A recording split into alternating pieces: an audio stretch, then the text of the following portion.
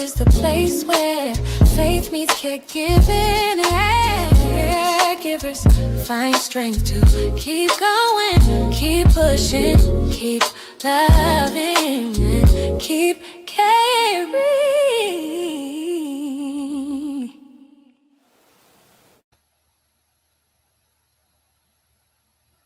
Hey, caregiver family. Hope your week is going well and that you have had a winning Wednesday on today. This is the My Favorite Girl Caregivers Corner podcast, and I am your host, Priscilla Jean Louis. This podcast is where we bring empowering, inspiring, and strengthening conversations to caregivers and those who love them so that you can keep going, keep pushing, keep loving, and by all means, keep caring. We are live for another podcast. And so I'm going to give just a few minutes for some people to come on. And as you're coming in, if you would just take a moment and share the live as you come in. I'm going to take that moment myself and I'm going to share it and get some other people on. And then we'll jump right on over into our conversation. Last week I had Kaylin on running the show for me, but I'm doing it all myself tonight. And so, as they say in other places, take all mistakes as love. All right, but we're going to get on and we're going to get started right now. We are in season 6 of the podcast, and this is our second episode. And so this season, I decided to do something just a little bit different by doing live conversations. And the reason for that is because I wanted you, the audience, to be able to be a part of the conversations and to be able to interact and join in on these discussions. And so that is why we are doing that. So as you come in, do me a favor, go ahead and say hello to us in the chat and let us know where you're joining from. And so do that right now, real quick, as you come in. I'm going to do my best to acknowledge you as well as you come in. As you get in. So let us know where you're tuning in from.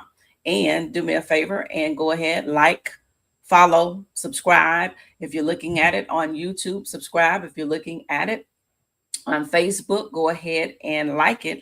And then tag and share another caregiver on tonight. All right. And then if you would do so as well, we are streaming on all digital platforms. And so you can also subscribe on Spotify, Apple Podcasts, iHeartRadio, and of course on YouTube. And so you can join us there as well. Subscribe, share it with caregivers. I do know that this show is going to be worth you sharing with other caregivers. One of the main goals of this platform is to offer valuable resources, support networking, and advocacy opportunities for those who are caring for their loved ones. Those of you who have been following me for a while, you know that I'm a caregiver for my mom for the past 10 years. She lives with Alzheimer's dementia, and I got into the advocacy side of it and then was led to do exactly what I'm doing now. And so one of the things that I've discovered on this journey, just like I was in the beginning, there were so many resources in our community that I had no idea existed. And so it wasn't, after 10 years now, I know of quite a few.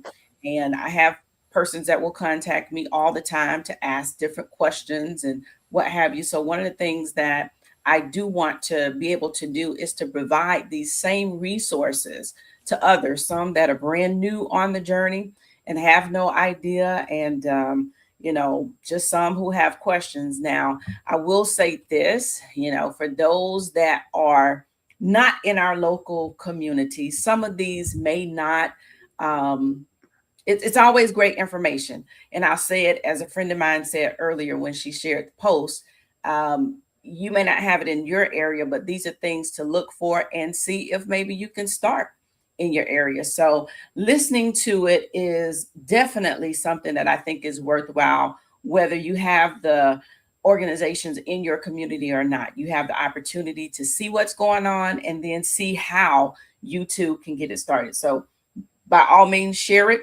And we're going to get into talking about one of those organizations on tonight.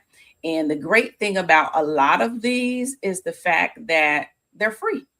There's no charge for a lot of these resources, the majority of them. And I always want to bring in those type organizations, especially because being a caregiver and being a caregiver space, those of you that have done it or are doing it, you already know that the expenses behind it can be astronomical. And so when you can find something that is free, take advantage of those opportunity. And so we have Whitney on. Hey, Whitney, thank you so much. And then here is my friend Cheryl Ann. She's saying, let's see what I can add to my whiteboard for things I want to do. Yeah, she's another advocate. She's down in the Central Florida area. And so, yeah, she does a lot of great advocacy herself and some things she does. So thank you, Cheryl Ann. Thank you all for being on tonight. And so without any further ado, joining me on this episode to discuss, as you see, our topic for tonight is a lifeline for caregivers, what the Alzheimer's Project offer you. And so joining me tonight are David Handy, the executive director, and Mindy Towler, the program administrator of the Alzheimer's Project. And before I welcome them on, I want to first give them proper introductions. And so Dave is a nonprofit executive and organizational change leader with more than 25 years of experience helping national networks of community-based organizations scale impact with quality and accountability. He has led large multi-state initiatives with AARP Foundation, Experience Corps, and Communities in School, strengthening program excellence, federal compliance, and long-term sustainability across hundreds of local affiliates. Although Dave has lived in Tallahassee for 28 years, much of his career has been spent working out of Washington, D.C., supporting national systems of service. Dave is now intentionally deepening his engagement in the local community. He brings the national perspective home and service of the Alzheimer's Project, where he is passionately committed to expanding high quality care, education, and support for individuals with memory disorders and the caregivers that love them. And then we have Mindy Towler.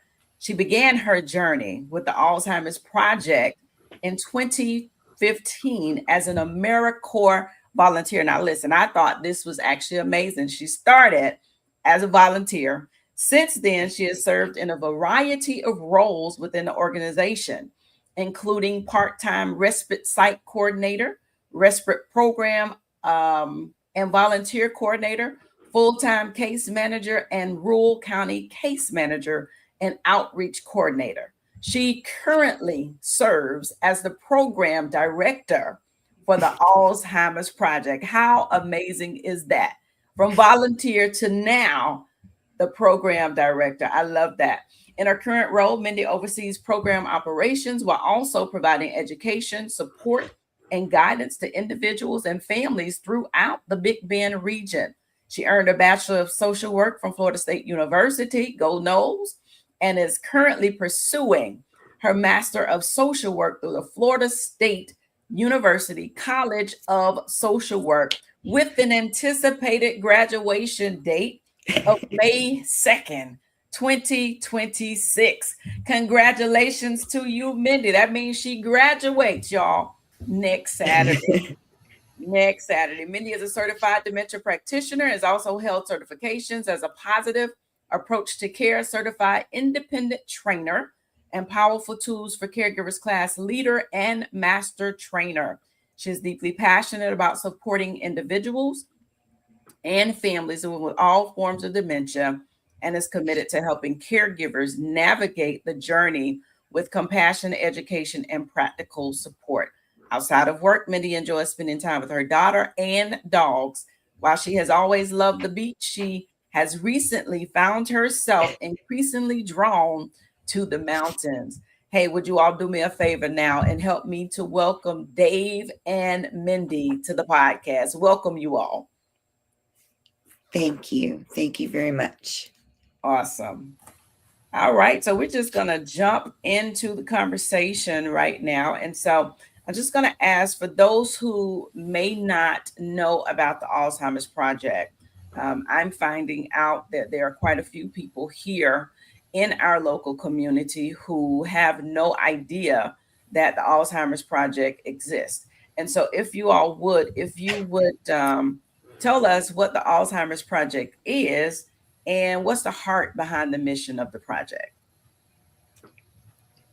Sure, Dave. Good. Yeah. I am also known as the historian at the Alzheimer's Project right now. So we actually were started by St. Paul's United Methodist Church as an interchurch mission in 1991.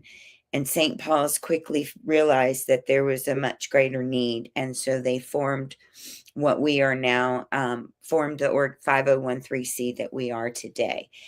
So we have been in existence as the 5013C with a few name changes over the years, but the overall mission was still the same since 1992. I heard people say that we're the best known secret in town. You are. You are. And so what is the heart of your mission?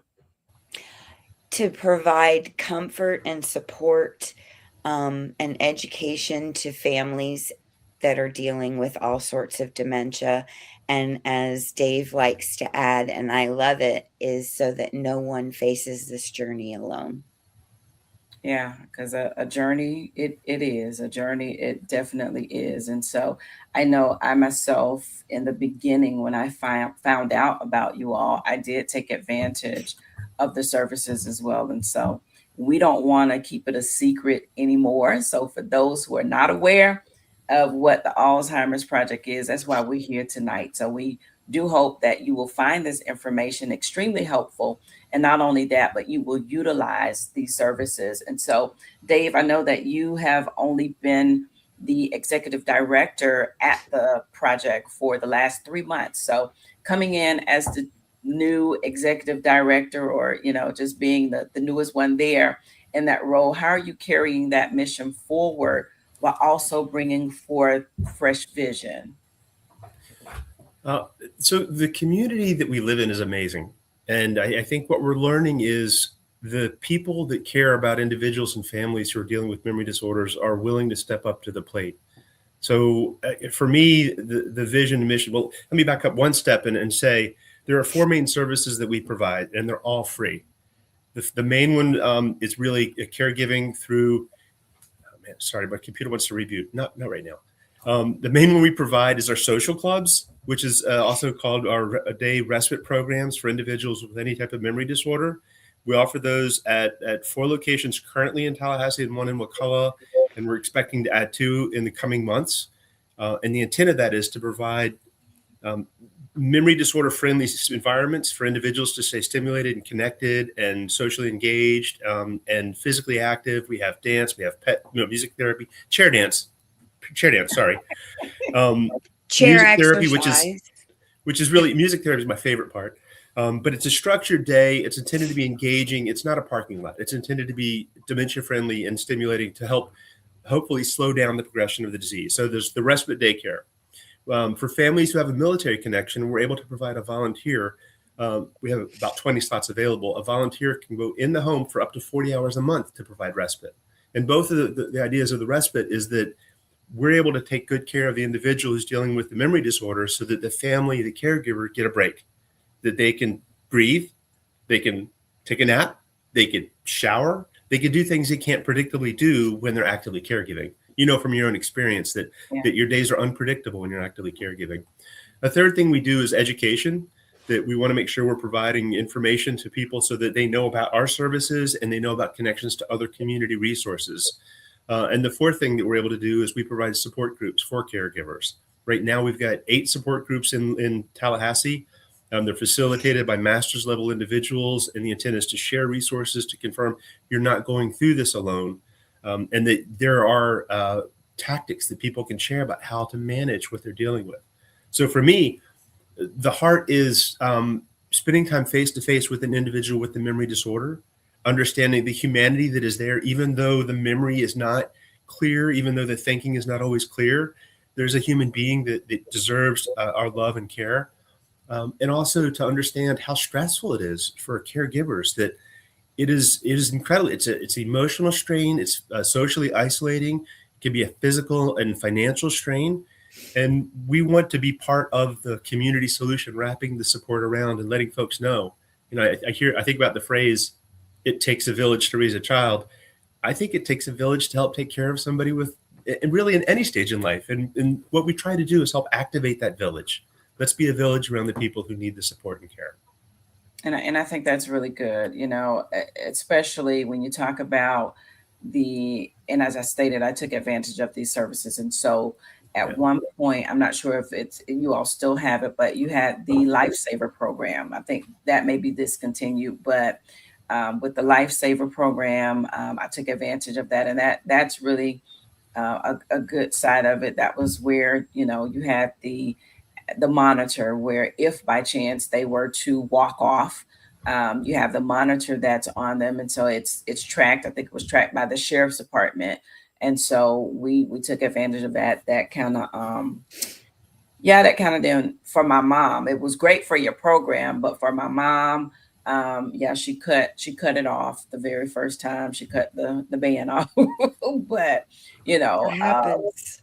yeah, it does happen. And then the other time she somehow got it off and she ended up putting it on the lamp, the switch to cut the lamp on. And so we have been looking for it forever, only to realize that I went to cut the lamp on one night and it was a lamp that we did not use often. And it just happened to cut it on one night. And there it was after we had been searching. So, but that was a really good program. And I tell you too, just a little history. My grandfather had Alzheimer's, and he actually walked off. And this was before any of this. December 7th, 1979, he walked off from home, and they ended up finding his remains in a ditch headed out to Monticello in like 1991. And so that I can tell you is one of the reasons why those type programs are important. And then you talk about the AmeriCorps volunteers took advantage of that. And I will tell you, I had some of the best volunteers through the association, still keep in contact with them to this day. But even with that, I mean, as you stated, Dave, I mean, there are things people may think that it's not the case, but I will tell you, there are things as simple as going to the restroom that, depending on the time of day and what's going on, I have had to literally take my mom into the restroom with me just so I could go.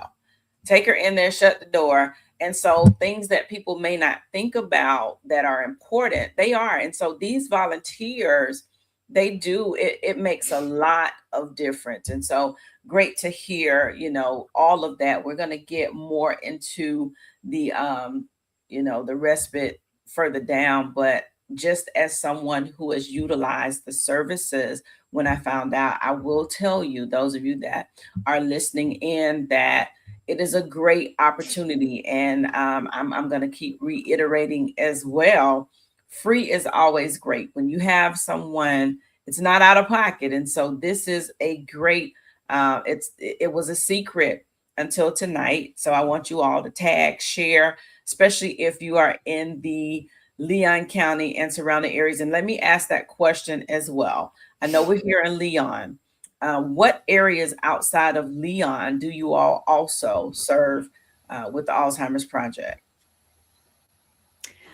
We have a day respite program in Crawfordville at Lake Ellen Baptist Church, and they meet once a week.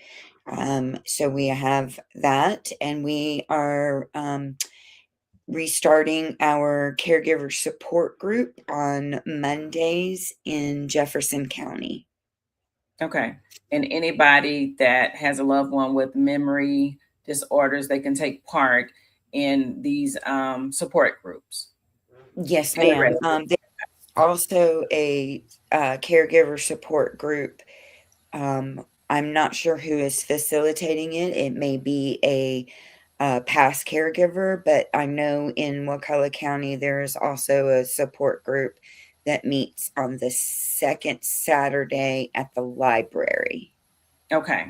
All right. And so that's, I think, at 10 a.m. Okay. And since we're on that part right now, we'll do this throughout. I just want you all to know, for those of you that are, you may be listening to it digitally and may not be able to see it, but I do want you to understand and to know Alzheimer's Project, they do offer free support and services for individuals with memory disorders and their caregivers across the Big Bend area. And they want you to know that you don't have to face this alone. So call 850-386-2778, or you can email info@alzheimersproject.org, Monday through Friday, 9 a.m. to 5 p.m. And we're going to keep that flashing up, but then, we'll come back and we'll talk about it again. Mindy, I just want to ask you, because you've been around with the project for quite some time, as we stated earlier. In your experience and from your perspective, what do you feel like the caregivers are struggling with the most right now? That's really hard. There's many things that they're struggling with. Finding time for themselves is the reason why we have our respite programs or our social clubs.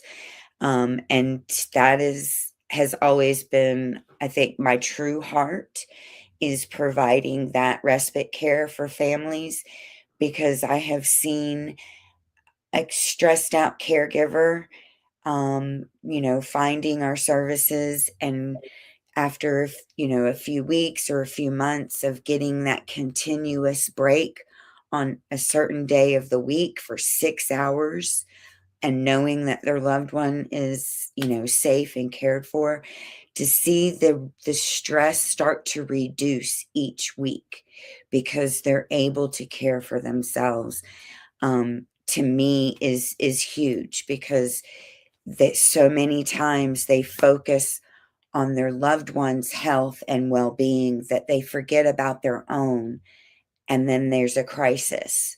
So I fear that and feel that having that break is Mhm. crucial to all caregivers.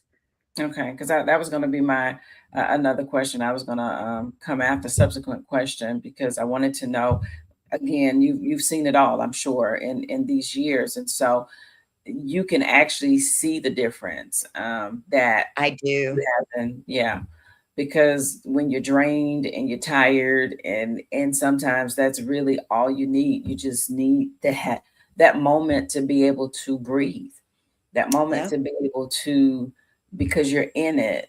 Some people 24/7. I do have persons that come in during the day while I'm working. I do work remotely. I have people that are here. But even with that, I promise you, if you talk with either one of the two ladies that are here during the week, it's almost like my mom she has me timed. It's like 5 o'clock. She knows exactly when 5 o'clock is. And I don't care Mhm. how still she may have been all day. It's like I clock out from work, but I'm clocking right back in, Mhm. and sometimes it can be a lot overwhelming, because, you're taking care of another person, but you still have life that goes on for you. And so, whether it's a stressful day at work or whether you have other challenges that are going on, caregiving does not stop at all. And so sometimes, yeah, you can wear it, because you definitely feel it. And so, yeah. But to go further over into that, because I really do want to spend a little time talking about the day respite programs. Yeah. And so the typical day, if somebody drops their loved one off, what's the typical day? So you all start at what time with the day At respite? 9 a.m. Okay. The operation hours are 9 a.m. to 3 p.m. For our respite rooms or our social clubs. When I was a respite coordinator, I started using the words interchangeably. It was a social club or social outing for the individual, but it was respite for the caregiver.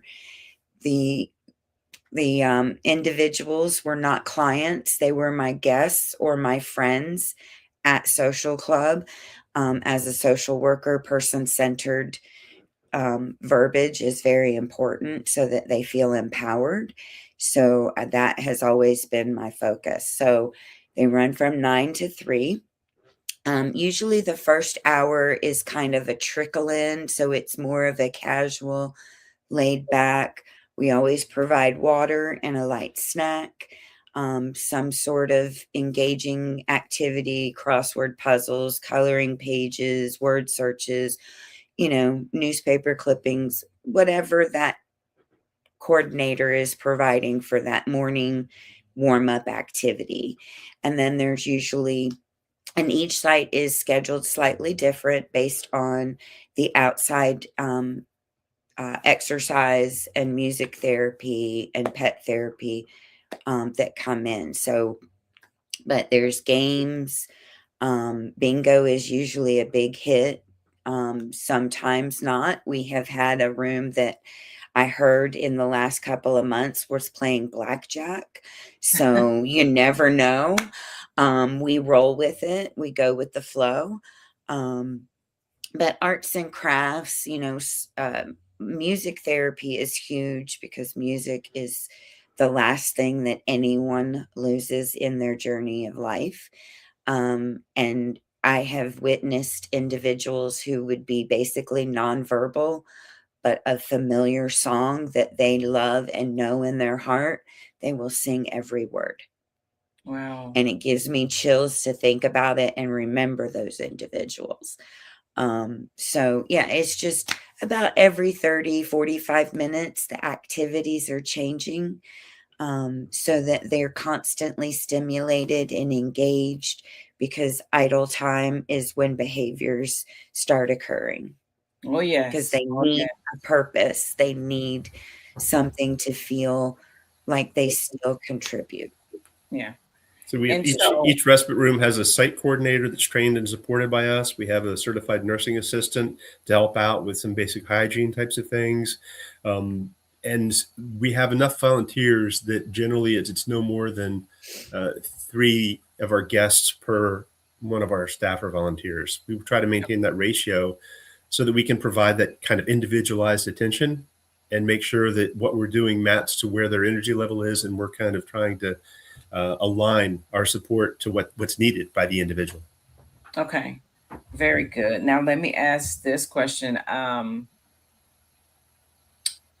Because I know with Alzheimer's, with the different forms of dementia, there are different stages. So is there a cutoff point? I know, of course, if they're bedridden, they can't come in, but is there a cutoff for the individuals that can come as far as stage behaviors, what have you? I talked about my mom getting kicked out a little bit early. And that's just because she was very, very active and trying to go outside and all that stuff. And so I was not offended at all. You have to know those that you know.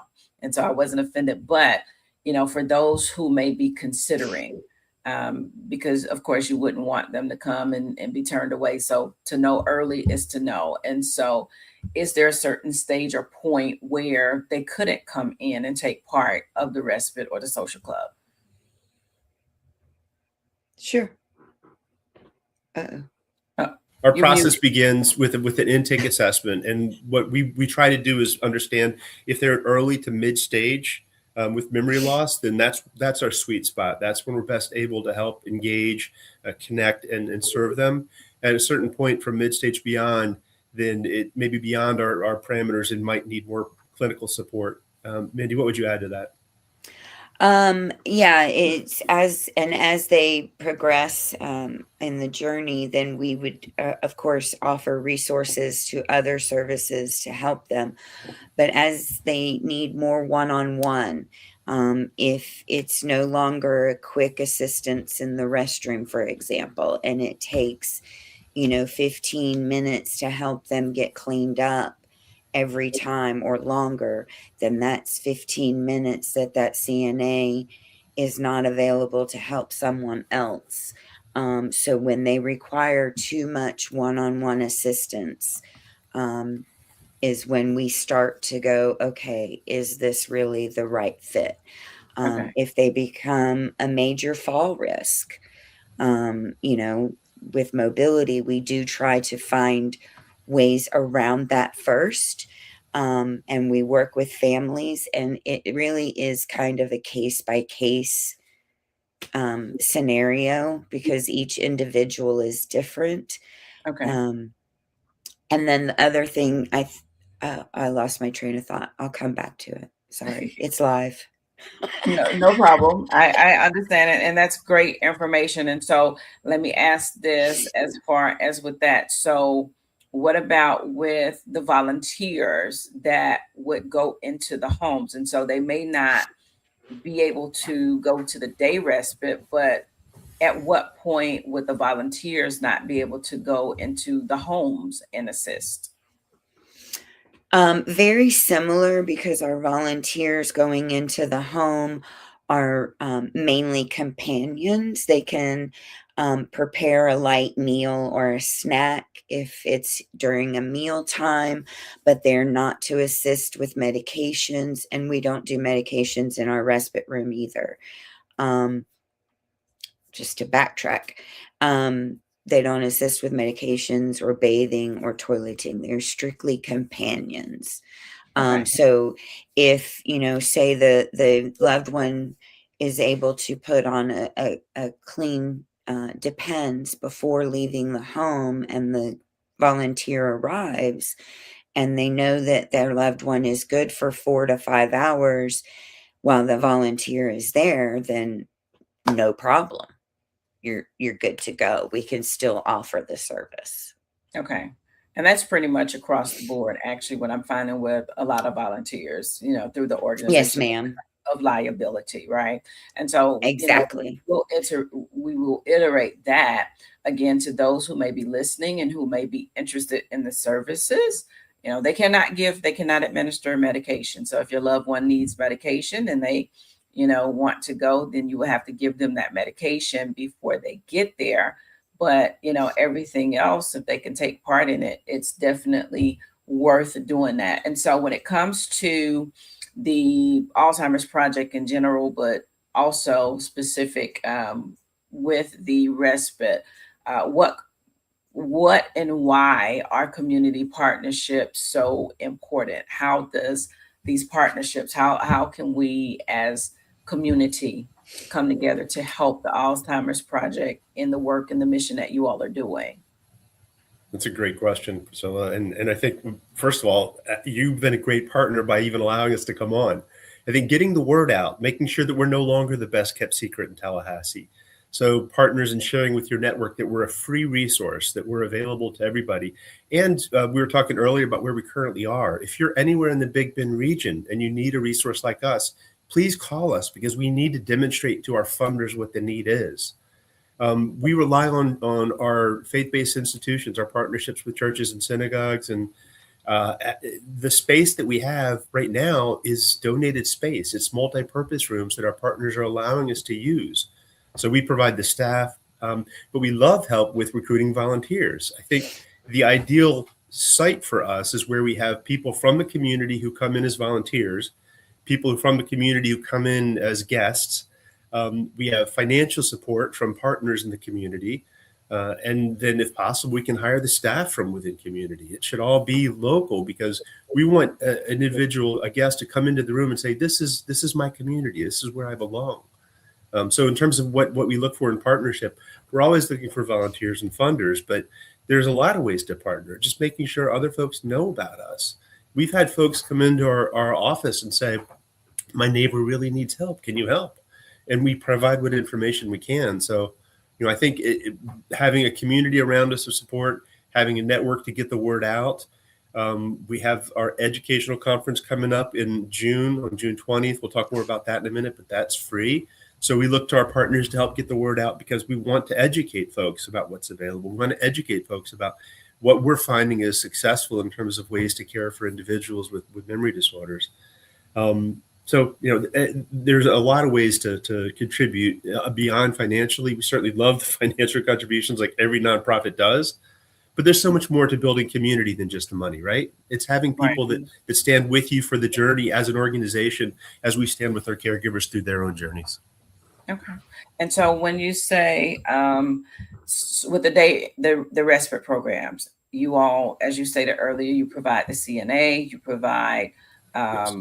the trained staff. So the volunteers are community volunteers. I know with those partnerships with the churches, is it church staff that are volunteers, or these are volunteers that have signed up with you and they're just at that location, and it's just, it may be staff from the church or the ministry where it's been held. But how does that part work, so that we have churches, and I am going to put this disclaimer out there while we're talking about this as well, to those who are pastors and churches in the Tallahassee area, and I want to deal specifically with those on the South Side area, and that's just because we've had the conversation and it's needed, right? And so if you are a ministry in that area and you have the space where you can host a respite, this is an opportunity. A lot of times churches are looking for opportunities to be in the community, to get out in the community. I think this is a great opportunity. And so, Mindy, you can tell me, so with that, the staff are, how does that work with the volunteers? Is it you utilize our ministry and our ministry staff come, or you, how does that work? So we have a volunteer training that we do, and we have gone to churches and done trainings with churches who have a group of members who would like to participate and volunteer, and we present that training to them, and they become our trained volunteers, and we assign them to a room. We get a lot of emails from students, mostly FSU, but we would love to have some FAMU students as well. I know that we need all community partners Okay. through. So yeah. And so you actually will train the volunteers. Hmm. And so if you get students from FAMU, students from FSU, all the colleges, TSC. I TSC, actually then you said it train right. them.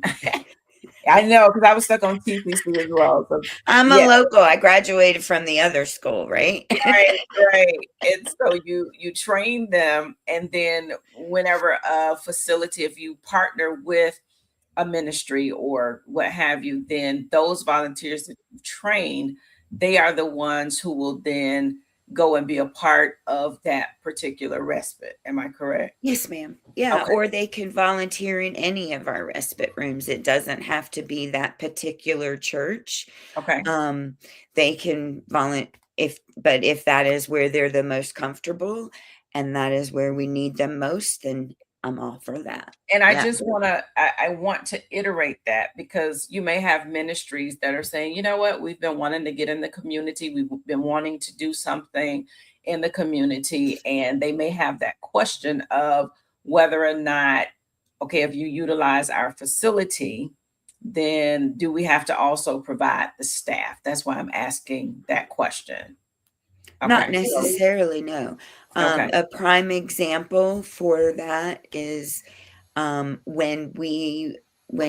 Emmanuel Baptist Church on Mahan Drive approached us about how to start a respite room in their church. I said, "You just did. Let's talk."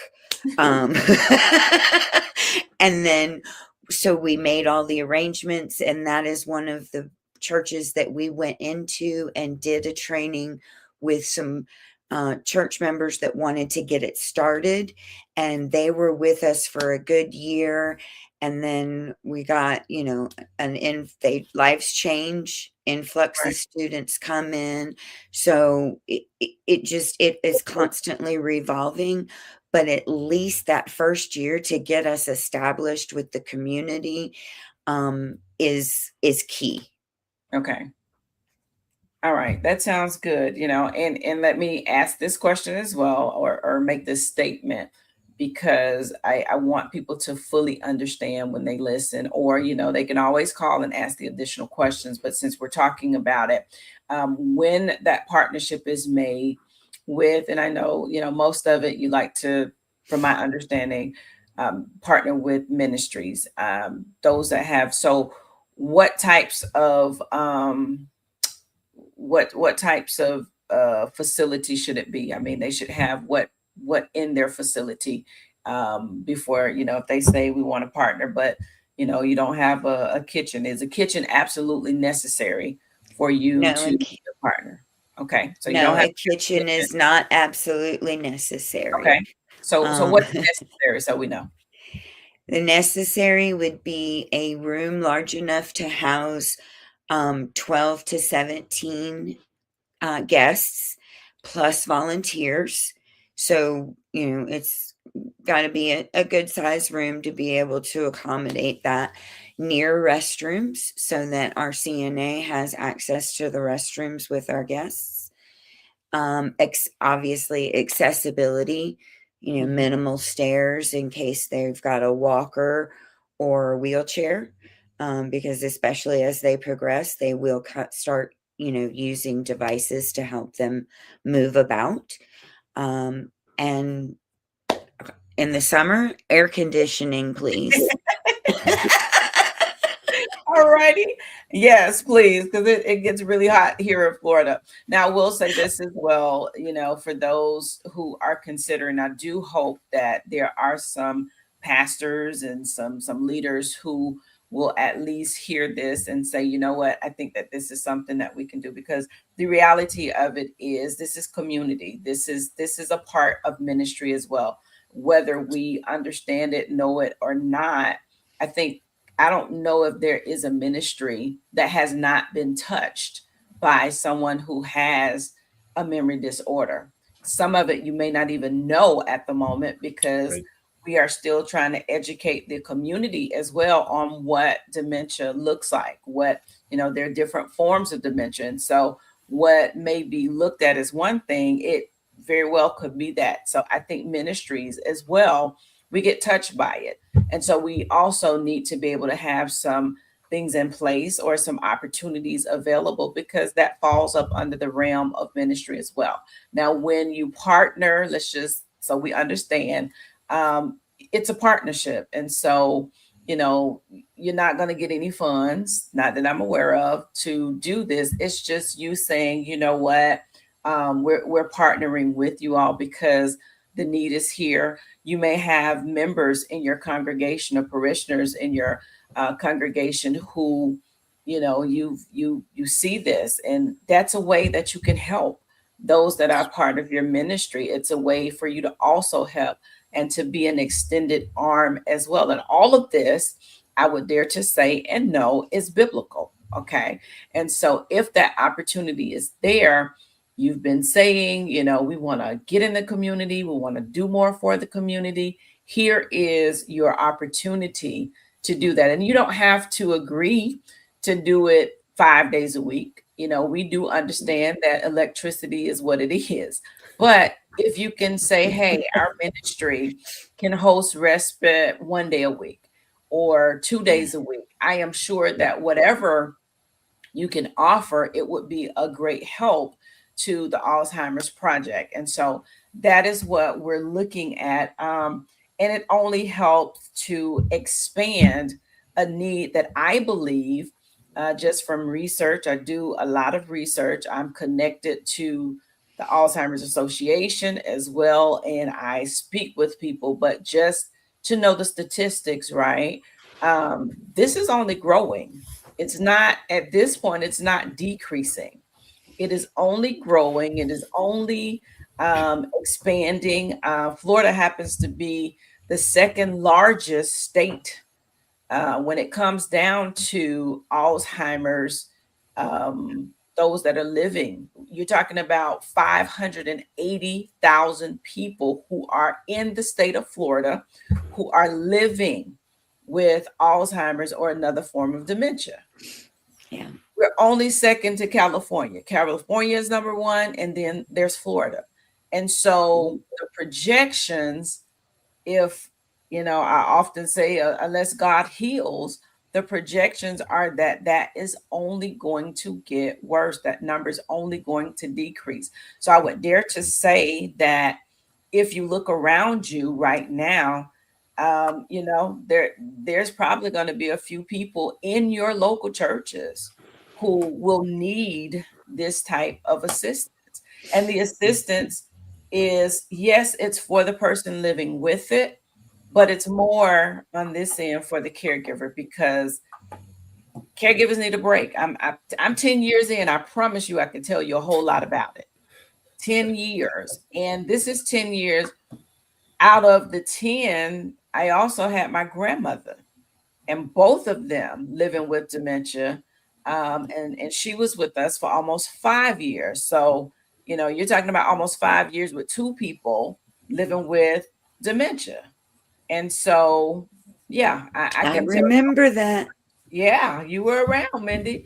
I And so was. this is very important. So I'm just putting that plea out there, because I do know, being someone that's very active in ministry, active in church, I know what the need is, and I know that there are always ministries who are saying we want to get out in the community, or we want to do this for the community. And so here is your opportunity. And so I'm going to move on from that. Anything else you all want to add about the day respite? I would real quickly want to say a couple things that in terms of how ministries can help us. I think we've talked about communication, but talking openly about memory disorders it's a challenge. That's a hurdle in and of itself. So before we can talk about resources, we have to be able to have those conversations. So I know from my own family, you talked about your family. My grandfather had Alzheimer's. My wife's grandfather had Alzheimer's. Her father had Parkinson's disease. If you talk to enough people, you're going to find people who have had memory disorders or connected to people who have memory disorders. So the communication piece that you mentioned, Priscilla, that's so key. I think that should be part of it, is the invitation to talk about it, the invitation to say, do you want help? Do you need help? And that's another thing, is that I know that I was raised by family from the South, and asking for help is not always the strongest thing. If we can't take care of it ourselves in our own family, then we're not going to ask anybody else for help. But that's just it. We need to be able to do that in order to be healthy, in order to be healthy caregivers, in order to be our best selves. So I appreciate you opening the door to think about how ministries can help. It is certainly, we appreciate the space. We appreciate the volunteers, but it doesn't have to be a big lift. It just can be as easy as a conversation. It can be as easy as, how do we open the door for the conversation? But thank you for bringing it up, Priscilla. Yeah. And that's very important that you say that, because people don't always know. And I say it all the time. That mentality, what goes on in the house stays in the house. We have to kill that mentality, because a lot of times the people in the house don't know what's going on, and they don't know how to help, to get the help that they need, or the resources, because we want to keep it in the house. And a lot of it we have to let out of the house so that we can get the necessary help that we need. And so that's another opportunity. Okay. If you are a ministry and you are saying, hey, we want to know more. I know of one church in this city who has taken an active role in making sure that they are literally dementia friendly, and that they have their ministry. They did a whole year dealing with health, and one of their focal areas was dementia, Alzheimer's and dementia. And they made sure that their ministry was educated in it. They brought in the trainers, but that's just one. The ministry where I am, we've learned a lot more, because it's something that, I've been dealing with. And so they are very active in making sure that we too, we talk about it. But even more, just being able to have those conversations, and I'm going to be having a whole lot more of them, because I do think that it's an important conversation. And as Dave said, and I agree 100%, before we can get to the resources, we got to know what it is.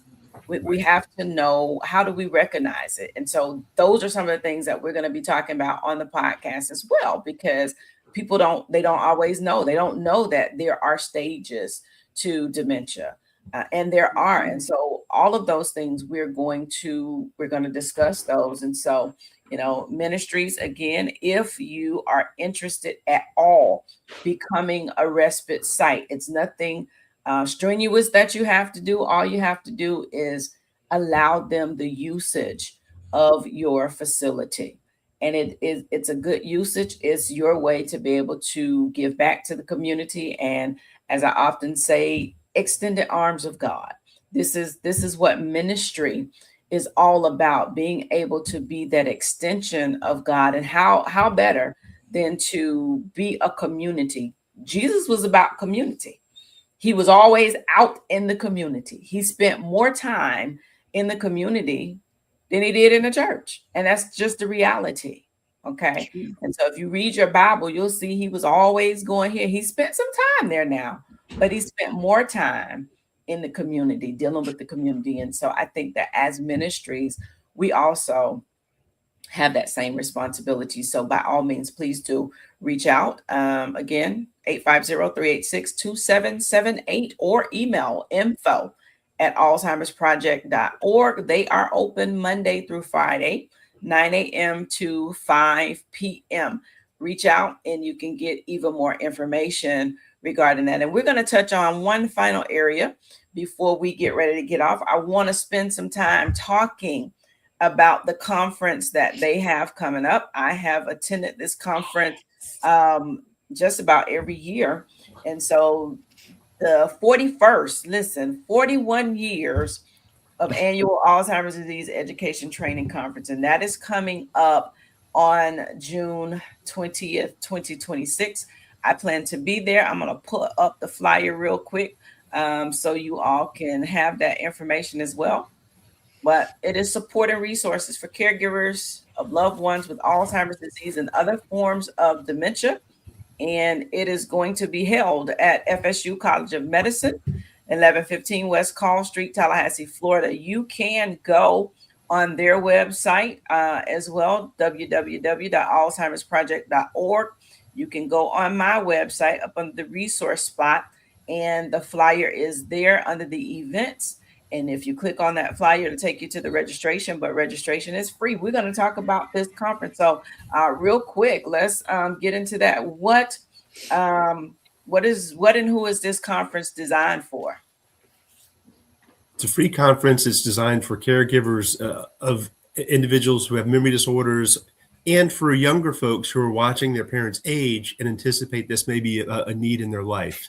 And the intent is to provide not only free breakfast and free lunch, not only free registration, but also access to the first session we have is improving through improv. It's some folks out of Georgia State who talk about how to use improv techniques, the whole yes and in how you engage with someone who's got a memory disorder, where as an instinct is to kind of correct and say, no, Uncle Bob, that's not right. That's not how it happened. They teach us to say, oh, really? Yeah, tell me more about that. Go with that. And so they're actually going to do a presentation, but also 3 breakout sessions about that. We're going to have folks from AARP talking about tax fraud. Talk about fraud and how to avoid scams, how to not be taken in for a scam. We're going to have a couple of elder law experts talking about areas of interest for folks who are dealing with who have a family member who's got a memory disorder. We're having Dawn Carr, who's Dr. Dawn Carr, national speaker, come to talk about the challenges of the questions that we face, but also how to build resilience in the face of a challenging journey, how to make sure that you are tapping into the resources that are available in your community. And we're also Dr. Glukoff, who is one of the leaders with Acts 2, is going to be hopefully helping us talk about how to elevate the voice of the individual with a memory disorder. His wife has been diagnosed with a memory disorder, and he was at the Big Bend Health Conference this past weekend with her. But they're going to be on stage talking about how to recognize this is the best day you're going to have with your loved one who's living with this memory disorder. How do you live in that moment? How do you find the strength to be present? And how do you raise their voice? So, we're looking forward to having more on resources. We're going to have, I think we've got 23 vendors that are going to be there talking about what's available in community. And we're also, we're just looking to help connect folks with others in the community that are dealing with the same thing. So information, education, resources, a stimulating day, and connecting with some really kind, smart people that are members of our community. And I cannot wait to be there. Cannot wait to be a part of that. This conference has always been a great conference. And with that, you all are also, if you are a caregiver and you have a loved one, you all also are offering on-site respite for this conference as well, right? I encourage Space people to sign up soon. limited. Yeah, we have just a limited space, so sign up soon because we want to be able to take care of you so you can focus while you're there. Yes, ma'am. And that's a good thing, you know. So what it does is when you sign up early enough and you get that spot, what it does is it eliminates the excuse that I can't go. All right, because they're providing you with That's right. opportunity for you to be able to do that. Free respite care, so you can take your loved one with you to the conference. You get a complimentary breakfast, you get lunch, and great networking opportunities as well.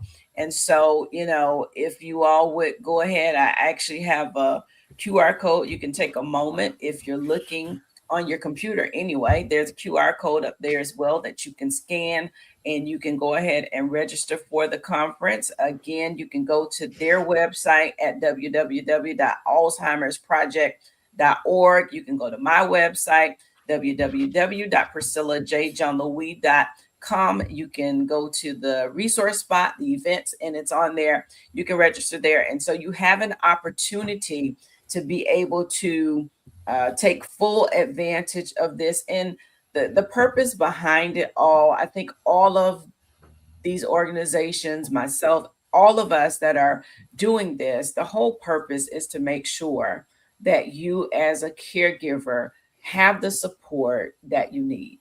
That is it. There's if I had a lot of the information in the beginning, then it would have been even better for me. And so that's one of the reasons why I do what I do, even at this juncture, because I didn't have those things. I didn't have knowledge of those things at the time. And so because of that, you know, I kind of was feeling my way through.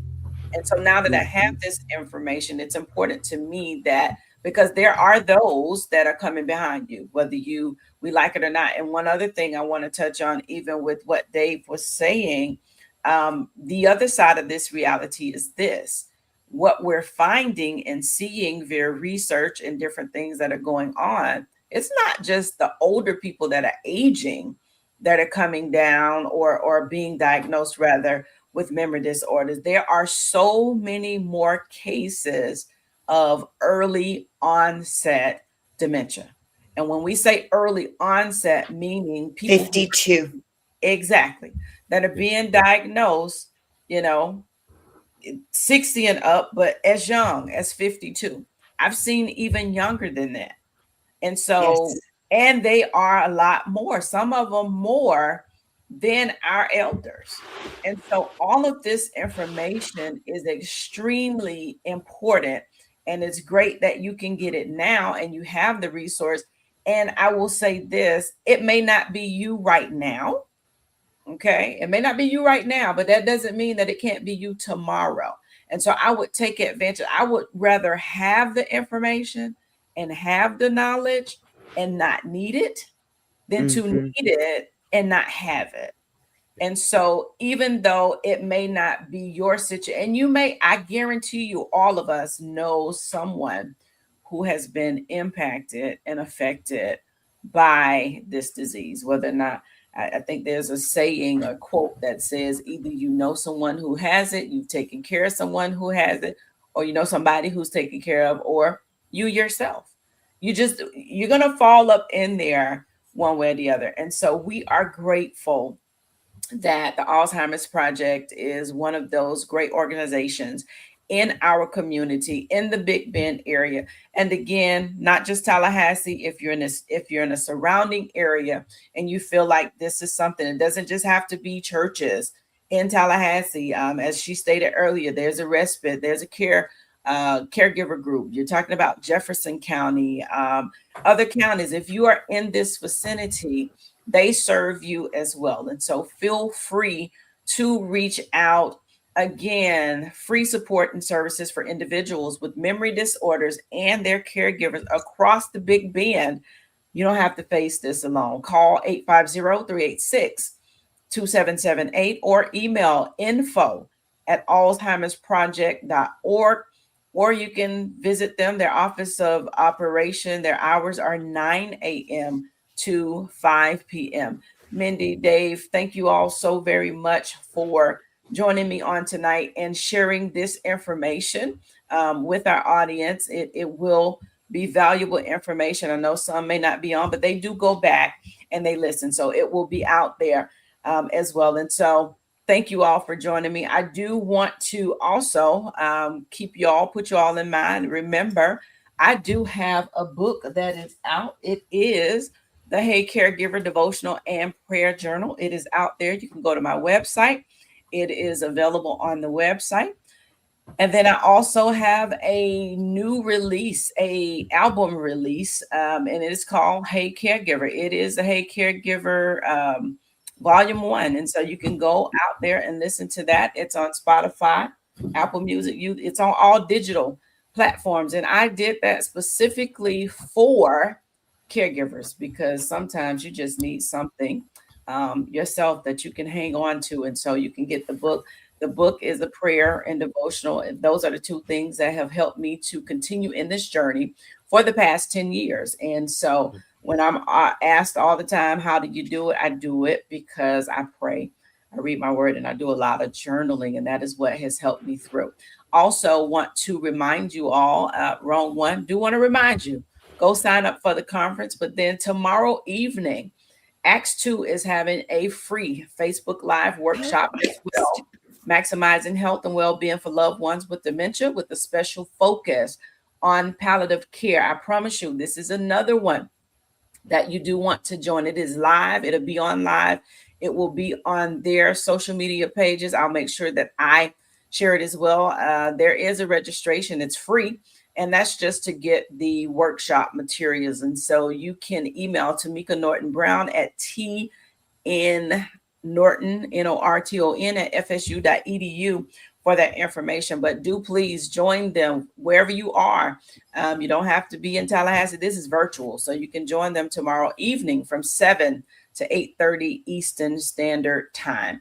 And that will be great information as well. Listen, to everyone watching, especially caregivers, know that you do not have to do this alone. There is support, there is community, and there are resources available to help you breathe again. If this conversation has blessed you, do me a favor, share it with another caregiver. And until next time, as I always say, keep going, keep pushing, keep loving, and by all means, keep caring. Good night, everyone.